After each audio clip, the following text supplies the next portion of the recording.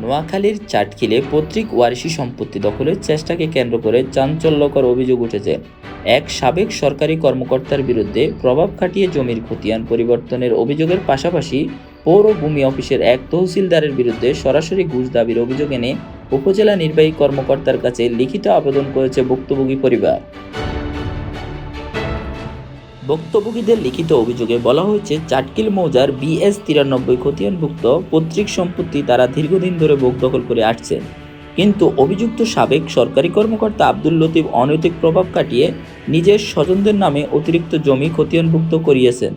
আমাদের ওয়ারিশি সম্পত্তি আব্দুল লতিফ ঘুষের মাধ্যমে তাদের নামে করে নিয়েছে।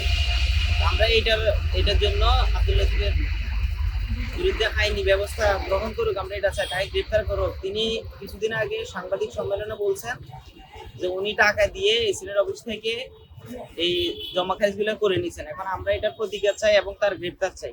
সবচেয়ে গুরুতর অভিযোগ উঠেছে চাটখিল পৌর ভূমি অফিসের তহসিলদার মোহাম্মদ হুমায়ুন কবিরের বিরুদ্ধে। ভুক্তভোগীদের দাবি, অভিযুক্তদের পক্ষে প্রতিবেদন দেওয়ার ভয় দেখিয়ে তিনি 50,000 টাকা ঘুষ দাবি করেন।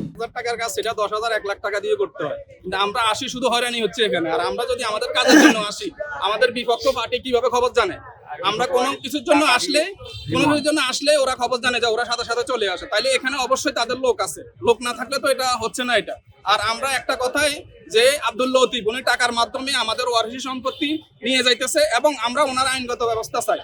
উনি যে ঘুষ দিছে, উনি তো নিজে ব্রিফিং এ বলছে যে উনি ঘুষ দিছে, তাহলে তো এটা প্রমাণিত হয়ে যায় উনি ঘুষ দিছে।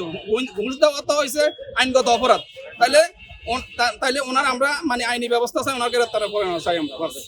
ঘটনার পর অভিযুক্ত আব্দুল লতিফকে গ্রেপ্তার এবং তহসিলদার হুমায়ুন কবিরের বিরুদ্ধে দৃষ্টান্তমূলক শাস্তির দাবি জানিয়েছে ভুক্তভোগী পরিবার।